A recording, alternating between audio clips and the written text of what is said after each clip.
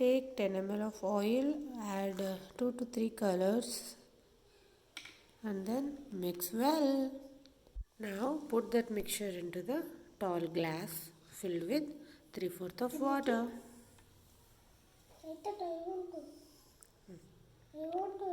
Half you do, baby. Only half? Give it to Partha.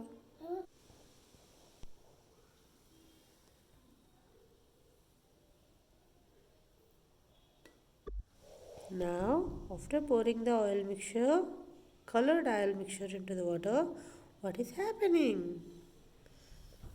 The oil layer prevents the colors from mixing with water all at once. This is because oil and water do not mix. The food colors started slowly fall down into the water like fireworks.